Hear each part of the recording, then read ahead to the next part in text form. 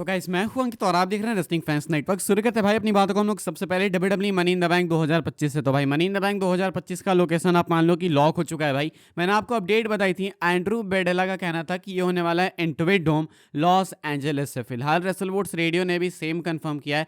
The location for the 2025 money in the bank event has been declared for the Intuit Dome in Los Angeles California. तो रेसलवोर्ड्स radio के अंदर इस चीज़ को report करके confirm किया गया। एंड डब्ल्यूडब्ल्यू इंटरवेट डोम यानी कि जहां पर मंडे नाइट और नेटफ्लिक्स का एपिसोड हुआ था अपना, वहीं पे जाने वाली है मनी इन द बैंक को लेके। उस एरेना या स्टेडियम जो भी बोलो, उसमें खासियत तो ये है ना भाई कि उसमें प्रोडक्शन बहुत अच्छे से आप कर सकते हो। एक तो सोफा स्टेडियम की तरह ऊपर से वो मैसिव ट्रॉन है, वो सर्कुलर ट्रॉन, सर्कुलर भी नहीं बोलेंगे, कर्व ट्रॉन बोलेंगे। प्लस जितनी भी सीट्स है भाई स्टेडियम में, डोम में, उसमें भाई लाइट लगी हुई है, लेजर लाइट। तो ये जो प्रोडक्शन क्वालिटी आती है ना इन सारी चीज़ों के कारण, वो बहुत ज़्यादा इंसेन होती है। तो इस बार मनी इन द बैंक आपको यहाँ से देखने को मिलेगा।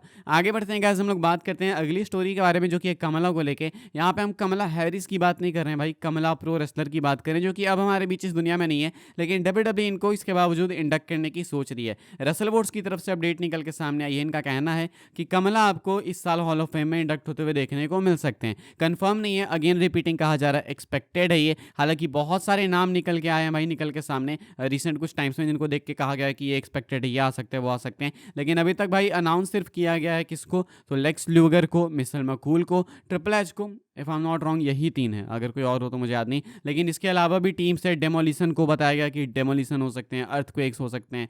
तो ऐसे ऐसे हैं, अभी देखो भाई क्या है, कोई कंफर्म तो नहीं है, लेकिन फिलहाल भाई कहना है कि कमला भी इंडक्ट होने वाले हैं। आगे बढ़ते हैं गाइस, हम लोग बात करते हैं अगली स्टोरी के बारे में। केन सैमरॉक को भी लेकर अपडेट है।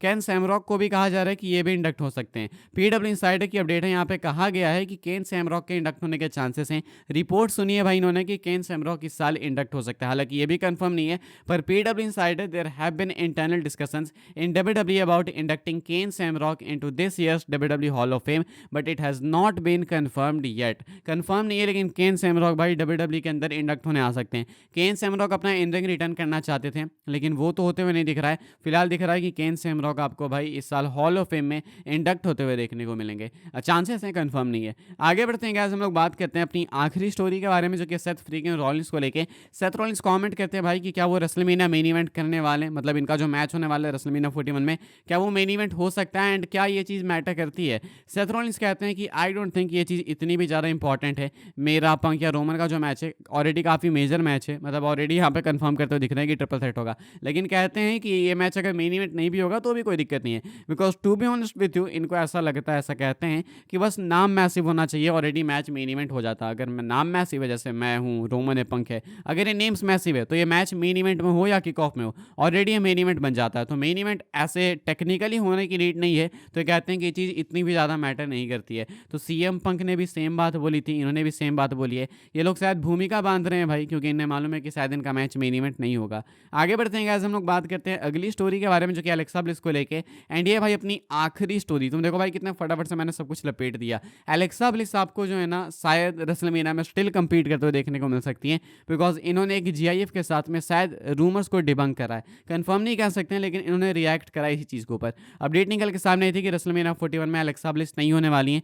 टैग टीम मैच के लिए प्लान थी वो, लेकिन अब नहीं होंगी, ऐसा कहा गया। लेकिन एलेक्सा ने भाई एक ट्वीट करा, एक जीआईएफ है जहाँ पे कोई एक बंदा है जो ड्रिंक ले रहा है। अब एग्जैक्टली इस जीआईएफ का मतलब क्या है नहीं पता, लेकिन नॉर्मली रेसलर्स भाई ऐसा तभी रिएक्ट करते हैं जब उन्हें मालूम होता है कि रिपोर्ट फेक है, वरना अगर रियल होती तो रिएक्ट करे कोई फायदा नहीं है। तो एलेक्सा शायद कह रही है कि फेक एंड फेक है, तो बहुत अच्छी बात है भाई। लेट्स होप कि एलेक्सा रेसलमेनिया 41 का पार्ट हो। फिलहाल भाई इस वाली वीडियो के लिए सारी अपडेट्स थी। आई होप आपको इन्फॉर्मेशन मिले तो वीडियो को लाइक करें, शेयर करें, सब्सक्राइब करें चैनल को, ताकि आने वाले टाइम के अंदर आपको और भी सही डब्ल्यूडब्ल्यू की न्यूज़ अपडेट्स जानने को मिलते रहे। फॉलो कर सकते हैं आप लोग मुझे इंस्टाग्राम एंड ट्विटर पर, लिंक आपको मिल जाएगा डिस्क्रिप्शन में। ज्वाइन कर सकते हैं व्हाट्सएप चैनल को, उसके लिंक डिस्क्रिप्शन में। मिलूंगा मैं आपसे अगले वीडियो में, तब तक के लिए goodbye, thanks for watching.